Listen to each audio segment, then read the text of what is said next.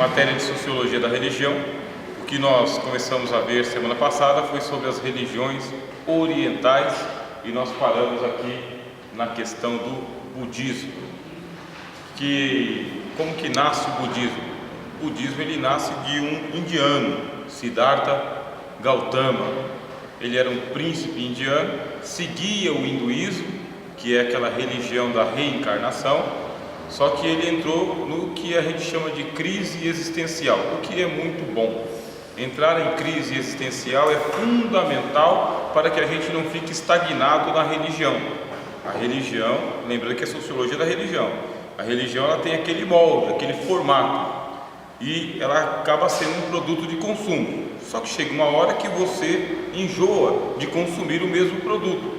Você quer mais dinamismo, mais vivacidade, você quer experimentar algo a mais. E é nesse momento que a gente entra em crise existencial. Esta crise eu vou continuar desse jeito? É só isso que tem para mim? E o que era o ponto mais crítico da crise existencial do Siddhartha Gautama? É que o hinduísmo dizia para ele claramente que ele tinha que passar por um ciclo de reencarnações infinitas.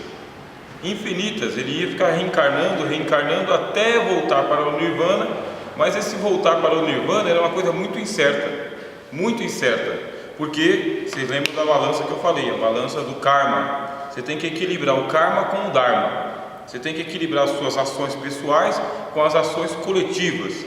Isso na prática quer dizer que você vai reencarnar infinitamente, vai ser impossível você escapar do ciclo da reencarnação. Ainda mais ele que era um príncipe indiano, muito entregue à devassidão, muito entregue às paixões, e isso prejudicava ele ainda mais. Foi então que ele se retirou da vida pública para levar uma vida ascética e entrou no que é chamado de iluminação. Se retirou e ele entrou em estado de iluminação. Ele não queria reencarnar mais. Daí é que ele ficou anos e anos a fio praticando a meditação, o esvaziamento de si mesmo. Esse esvaziamento de si mesmo é você alcançar o equilíbrio espiritual, não sendo bom, mas deixando de ser mal. Você alcança o equilíbrio espiritual não é praticando boas coisas, mas sim deixando de fazer as coisas ruins. E para isso você tem que entrar em estado de lótus. Estado de lótus é sentado sobre as pernas, e entrando em sintonia com o universo. Você entra em meditação. Geralmente eles cantam um mantra, e esse mantra é para poder canalizar as energias que estão lá fora. O que aconteceu com ele é que ele entrou nesse estado de lótus e ele passou anos e anos só não adiantava conversar com ele. Ele estava em estado de lótus, estado de consciência alterado. E aí os budistas vão dizer o seguinte, que nesse caminho da busca da iluminação é que ele chegou à compreensão de que para você parar com o ciclo da reencarnação, você vai continuar reencarnando a vida inteira, parar com o ciclo da reencarnação, você pode nesta encarnação cessar o mal, entrar em estado de purificação, de equilíbrio, em não praticando boas obras exatamente, mas deixando de praticar as erradas, se aniquilando a si mesmo, se anulando a si mesmo, ou se esvaziando a si mesmo. Aí em vida você consegue entrar em contato com o Nirvana. Aí você pergunta, o que é o Nirvana exatamente? Ele é um Deus? Não, o budismo diz que o Nirvana não é um Deus, ele é uma consciência universal, não é uma consciência pessoal, não é um Deus pessoal que se relaciona com você. Ele é uma consciência geral, assim como no hinduísmo diz isso também. A diferença entre o budismo e o hinduísmo é que o Nirvana do hinduísmo, ele exige aquela reencarnação perpétua, eterna. E no budismo não. No budismo o Nirvana você pode chegar nele agora. Você pode quebrar as reencarnações. Só que aí tem que haver a purificação, a pureza. Você vai ler ali, século VI a.C., conflitos e abusos dos brahmanes, a insatisfação com as castas inferiores, o príncipe Siddhartha Gautama, o novo ensinamento com as profundas rupturas com as tradições. Quer dizer, é aqui que surge: não quero mais ser um hindu, Vou ser o quê? Eu vou ser um Buda. O que é um Buda? É um iluminado. É um iluminado. Aí os budistas dizem que nessa busca dele por purificação, muitos pensamentos vinham para ele. Mulheres se apresentavam para eles, demônios se apresentavam para eles, até o Brahma se apresentava para ele. Só que acontecia, quando vinham as mulheres, por exemplo, ele continuava em estado de meditação, porque eram representações do mal para ele, ele rejeitava. Quando vinha o Krishna para ele, por exemplo, ele rejeitava o Krishna, porque era um demônio se fazendo passar por Krishna, e assim por diante. Ele não podia parar a meditação dele até entrar em estado de vazio mesmo, esvaziar a mente. Isso é estado de pureza, é a mente vazia, harmonia completa e total, sem conflitos, porque ele vai explicar que a nossa vida ela é com conflito constante. Se você quiser resolver os problemas espirituais com o Nirvana, você tem que se esvaziar dos conflitos. Não tem que entrar em conflito por causa de coisa alguma, nem por riqueza, nem por doença, nem por fama, nem por nada. Isso aí que causa conflito. Você tem que viver em harmonia, em tranquilidade. Isso chama-se Buda ou iluminação. Por isso que não existe, o Buda não é o Deus do budismo. O Buda ele é o primeiro iluminado desta fase do hinduísmo. Ele é o primeiro iluminado. Ele deu exemplo, ele deu os ensinamentos. Aí a gente fala, mas é uma realidade muito distante de nós, o budismo. Só que existem vários budismos, não tem um budismo só. Você tem um budismo tailandês, você tem outro budismo chamado budismo da terra pura. Você tem vários budismos, vários. São várias seitas budistas. E tem alguns que pregam mesmo a castidade, a abstinência. Quer dizer, tem os mosteiros, que são os mosteiros para os monges budistas, e tem aquele budismo mais prático.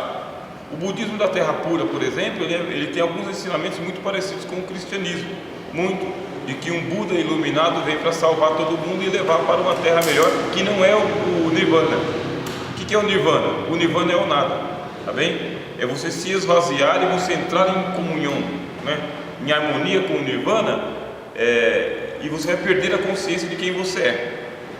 Qual que é o teu conflito? O teu conflito é que você quer ser quem você é. Enquanto você quiser ser alguma coisa, uma pessoa, por exemplo, vai estar em constante conflito, constante. Você tem que aniquilar esse negócio de querer ser você mesmo. Quer dizer, o seu eu é o seu conflito. Esvazie-se do seu eu, entrega o seu eu para o Nirvana. Pronto, acabou os conflitos. Você pode perceber, de acordo com a filosofia budista, por que você entra em conflito. Vamos lá, é por causa que você acha que você tem que beber esse copo com água, porque ele está no seu nome. Enquanto você entender que essa água é sua, você tem um senso de propriedade, ou sentido de posse.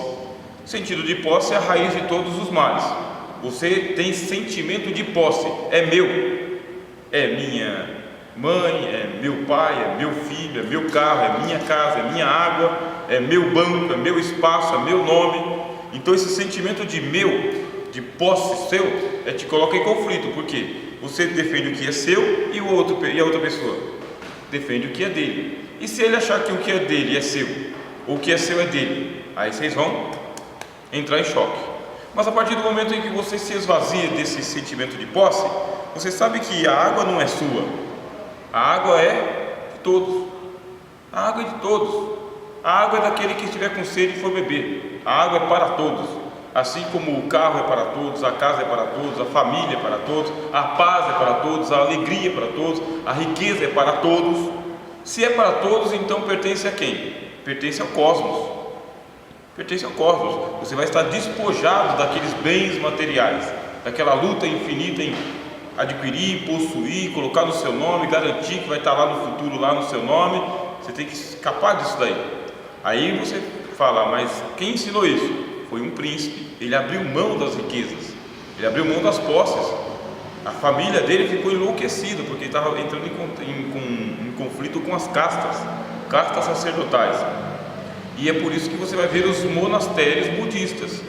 Os monastérios budistas são pessoas que eles abrem mão desse negócio de é meu, para dizer é nosso, e vai viver com todo mundo, sem conflito com ninguém. Nem por isso é aquela vida assim totalmente isolada de tudo. Por quê? Eles vão se dedicar às artes da natureza, às artes da natureza, a contemplação, conhecimento de si, do cosmos e o serviço também livre, tá? Serviço livre para todo mundo. Mais ou menos isso dá para a gente entender como o budismo. Terminando assim a questão das religiões orientais. Está vendo ali? Libertação da reencarnação. Pronto, eu não preciso reencarnar mais, porque em vida eu venci a mim mesmo. Lá vai você evangelizar um budista. Aí você pensa o nível de espiritualização que um budista procura, de libertação das coisas materiais, um encontro com a própria liberdade, libertar-se do próprio eu. Aí você vai evangelizar esse budista. Dependendo da versão de evangelho que você levar para ele não vai aceitar de forma alguma, porque é uma decadência. Se você levar um evangelho materialista para ele, por exemplo, sabe, de busca de posses, riqueza, vitória, esse negócio todo, já não faz efeito, porque não é isso que ele estava buscando. Ele já é praticante de uma religião que desprende ele, e dependendo da porção de evangelho que você levar para ele não aceita, porque ele está sendo capturado por alguma coisa um nível abaixo. Vou evangelizar então os japoneses, que são dos praticantes majoritários do budismo, e você pergunta, por que eles se suicidam? Por que eles se suicidam? Porque para nós o suicídio é um pesadelo, é passaporte para o inferno. O budismo diz exatamente isso? Não. O budismo ele vai ensinar que você chegou num ponto em que você pode se desprender livremente da matéria e alcançar o nirvana. No hinduísmo não. No hinduísmo você não pode se suicidar, porque você tem que cumprir o ciclo. Você tem que cumprir, você não pode se suicidar. Agora, já no budismo não, você chegou no ponto de iluminação que, pronto, a minha missão está cumprida, eu posso me desprender, não vou reencarnar mais. Eles ensinam o suicídio no budismo? Não, eles não ensinam o suicídio, mas a filosofia budista é uma espécie de suicídio, de esvaziamento, quer dizer, favorece muito acontecer isso. Por isso que o país que mais acontece suicídio é o Japão, entre jovens, tá? 13, 14, 16 anos, homens de negócio, eles cometem suicídio. E não adianta você ameaçar com o inferno do outro lado, por causa que eles não têm noção de inferno. O budismo não tem noção de inferno, tá? A noção de inferno vem da onde? Da religião que a gente vai ver agora. As religiões que a gente vai ver agora é que tem noção de inferno. Bom, qual que a gente vai ver?